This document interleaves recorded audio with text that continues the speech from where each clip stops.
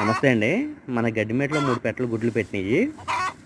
ఆ 3 గుడ్లలో ఒక గుడ్డు చాలా పెద్ద సైజులో ఉందండి. రోజు పెట్టే గుడ్డు కంటే కూడా పెద్ద సైజులో పెట్టింది ఆ పెట్ట. ఆ గుడ్డుని జాగ్రత్తగా గమనిస్తే చాలా పెద్ద సైజులో ఉంది. రోజు పెట్టే గుడ్డు కంటే.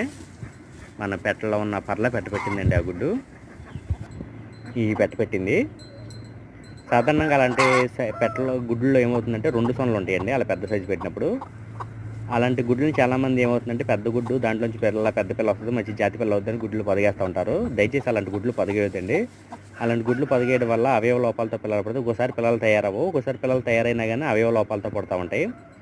ఈ పెట్టిన గుడ్డండి అది. అందువల్ల అలాంటి గుడ్లని మన ఇంట్లో అవసరాలకు వాడుకోండి. అంతేగాని గుడ్లు పొదిగేయొద్దండి. అలాంటి గుడ్లు పొదిగేయడం వల్ల అవయవ లోపాలతో పిల్లలు పుడతా ఉంటాయి. కొన్ని సందర్భాల్లో పిల్లలు తయారవ్వవు. తయారైనా గానీ అవయవ లోపాలతో పుడతాయి. అందువల్ల అలాంటి గుడ్లు తినడానికి వినియోగించుకోండి. 2 సొనలు ఉంటాయి ఆ గుడ్లలో.